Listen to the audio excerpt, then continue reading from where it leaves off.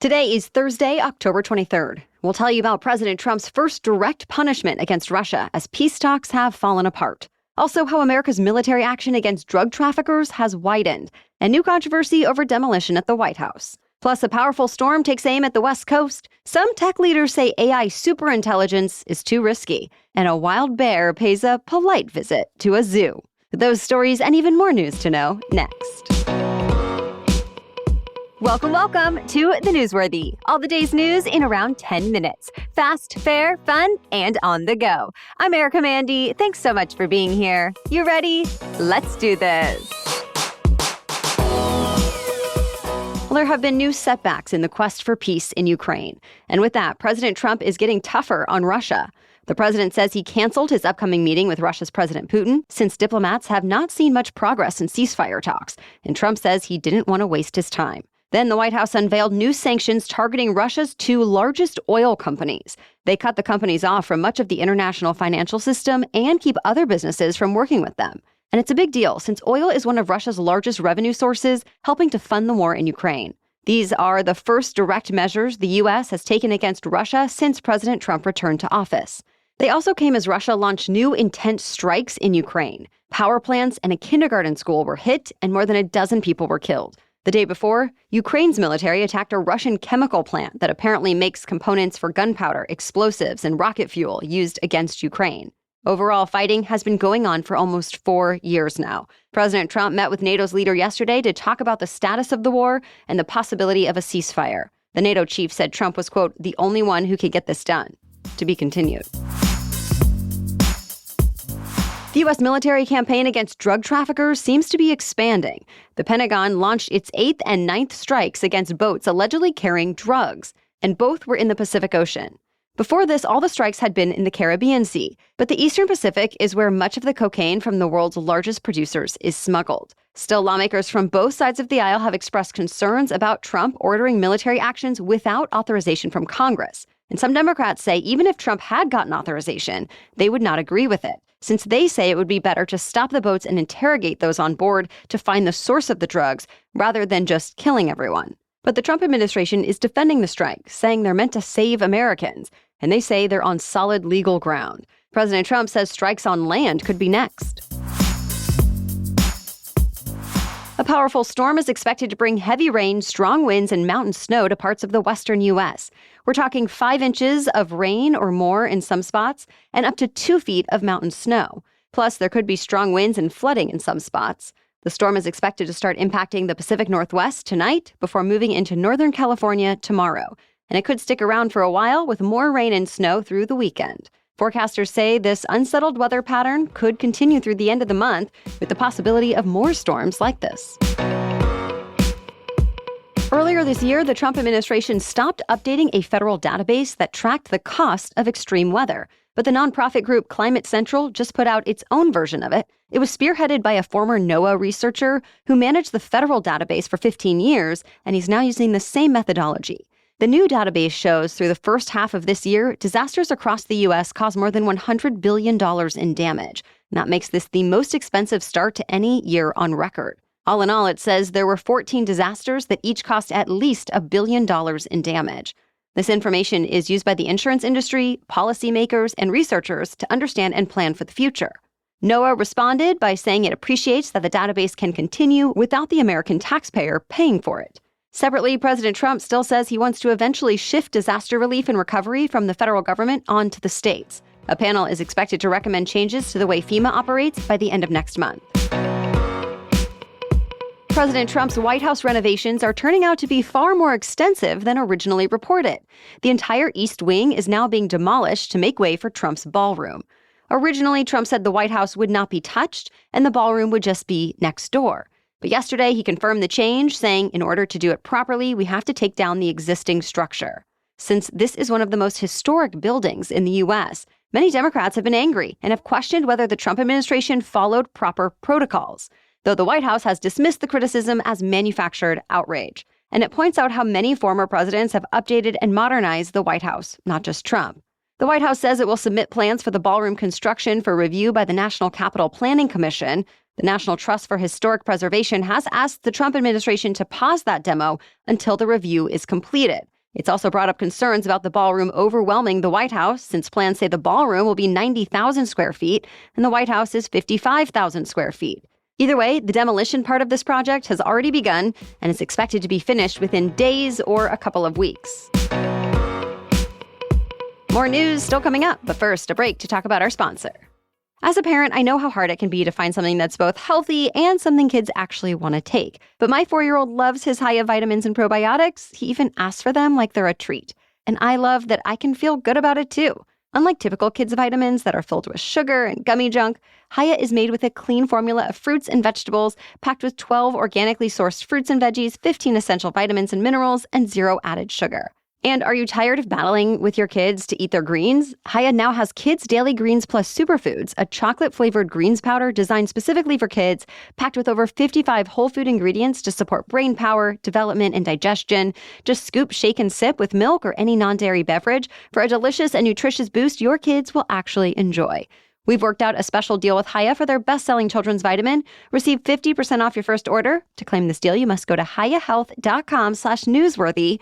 This deal is not available on the regular website, so go to hiyahealth.com/newsworthy to get 50% off your first order. Now, back to the news. With the federal government still shut down, lawmakers are weighing their next moves. News outlets like Politico and Bloomberg say some influential Republicans are now pushing for a more long-term spending bill as their strategy to reopen the government. It could potentially freeze spending at current levels for a while, like until after next year's midterm elections. And that's seen as somewhat surprising, since spending is still set at what it was when Biden was president. It also goes against what House Speaker Mike Johnson and other Republican leaders have said, that they want to negotiate individual spending bills for this fiscal year. And neither plan is expected to win over any more Democrats who still want expiring healthcare subsidies to be extended. For now, senators just keep putting the same GOP-backed short-term funding bill up for a vote. It failed for the 12th time yesterday. Without a quick fix, many federal employees will not be getting paid tomorrow. And President Trump is promising to lay off even more workers for good. Stay tuned. Immigration raids keep flaring up around the country. This week in New York City, several people were taken into custody after a raid on the famous shopping hub of Canal Street that's known for its designer knockoffs. The Homeland Security Department says immigration agents picked up street vendors who are in the U.S. illegally, and that some of them have criminal histories. But one Democratic congressman says 4 U.S. citizens were also arrested and held for nearly 24 hours without any charges being filed. Their families had filed missing persons reports. After the raid, New York's Attorney General launched a portal for the public to submit photos and videos of ICE activity. Meanwhile, President Trump is working to send U.S. troops into more Democratic-led cities to help with immigration and other anti-crime enforcement efforts. California's Attorney General told CNN federal agents are going to San Francisco next, and that could come as soon as today. Also yesterday, a federal judge decided to extend an order blocking the National Guard deployment in Chicago. But President Trump is calling on the Supreme Court to allow it anyway. And whatever the high court decides is likely to have a big impact on other cities, like Memphis, where lawsuits are pending. Stay tuned. North Carolina is the latest state to pass a controversial new election map meant to give Republicans another seat in the U.S. House. State lawmakers signed off yesterday, and the governor doesn't have the power to veto it. It was passed despite protests this week, including from some who say the new districts are racist, arguing they dilute the political power of Black and Latino voters. The new law will go into effect before next year's midterms, when Republicans nationwide are trying to protect their narrow majority in Congress. Of course, North Carolina is not alone in redrawing its election maps. Texas and Missouri have already done the same in favor of Republicans, and GOP lawmakers in Kansas and Indiana are considering it. At this point, Democrats' most notable effort against this is in California. But there, state laws say voters have to weigh in on a new map before it can go into effect. Early voting on it started earlier this month. And so far, the Democratic mail-in ballots have outnumbered the Republican ones. Democratic leaders in Maryland and Illinois are also talking about possible redistricting efforts. Stay tuned. A group of prominent tech experts, policymakers, scientists, religious leaders, and celebrities want to stop the development of AI that can outperform humans. A new call to action has more than 1,100 signatures from people like Apple co-founder Steve Wozniak, Nobel Prize-winning computer scientist Geoffrey Hinton, Prince Harry, right-wing political strategist Steve Bannon, President Obama's national security advisor Susan Rice, and many more. They're all against the superintelligence for a lot of reasons. The letter mentions the loss of freedom, civil liberties, dignity, and control, as well as national security risks and even potentially human extinction. So it says superintelligence should not be the goal until it has strong public support and there's a scientific consensus that it can be built and controlled safely. But for now, companies like OpenAI and xAI are still working to release more advanced large language models, and Meta has gone so far to name its LLM division the Meta Superintelligence Labs. Supporters say superintelligence could be groundbreaking in a lot of ways. For example, it could tackle global problems like climate change and disease that humans have not been able to solve. But most are also still in favor of safety research and oversight. U.S. lawmakers have introduced bills that build some kinds of standards around superintelligence, but of course, all debate is on hold as long as the government is still shut down. A wild bear in Northern California decided to go on a field trip last week to the zoo. Staff at the Sequoia Park Zoo in Eureka were doing a morning inspection before opening for the day when they spotted an unexpected visitor. A wild black bear leaning on a gate watching 3 captive black bears inside their habitat. Zoo officials say the wild bear might have just been lonely. The animal apparently climbed in from the nearby redwood forest, then peacefully left after wildlife officers coaxed him back into the woods. Still, the zoo called the bear a very polite visitor, saying it didn't seem aggressive and even stayed on the boardwalk path during its visit. Facebook users agreed, joking that some human guests could learn a thing or two. No one, human or bear, was hurt. That's it for the main news today, so now it's time for Thing to Know Thursday. But first, this episode is sponsored by Calm. I know these days a lot of people feel overwhelmed by the news, but even when it's not just that, it's the emails, the to-do list, maybe the kids, the constant buzz of life.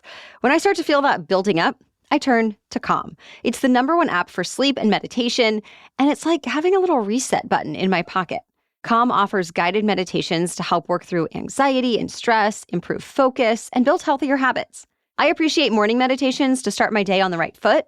And when I just need a quick break in the afternoon, the grounding exercises and expert-led talks help me feel motivated and refreshed. On nights I'm having trouble calming my mind, Calm has guided meditations, sleep stories, music, and relaxation sessions. With over 2 million 5-star reviews, Calm helps you stress less, sleep more, and live more mindfully, anytime, anywhere. Calm your mind, change your life. Calm has an exclusive offer just for listeners of our show. Get 40% off a Calm premium subscription at calm.com/newsworthy. This is an amazing value. Go to calm.com/newsworthy for 40% off unlimited access to Calm's entire library. Calm.com/newsworthy. And tell Calm you heard about them from me.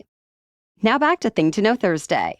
Cold and flu season is upon us, and doctors are already starting to see a spike in cases in different parts of the country. Just this week, a new study came out confirming what many parents already know, that the youngest kids harbor the most germs. Researchers found kids aged 3 to 5 had the highest rates of actual illness, too. Doctors who led the study say young kids can have up to 10 respiratory viruses a year since their immune systems are also being introduced to everything for the first time. And they point out how when you live in a household with multiple children, sicknesses can get passed around so easily that it can appear like someone is always sick. Of course, keeping kids healthy when they're that young is especially tough. But health experts are sharing the same advice this year as in years past, emphasizing hand washing, covering coughs, and sanitizing frequently touched surfaces. They also suggest being up to date on vaccinations. In fact, they say now is the best time to get a flu shot. They should be available nationwide. Thank you so much for listening today. We'll catch you up on more news to know tomorrow. Until then, have a great day.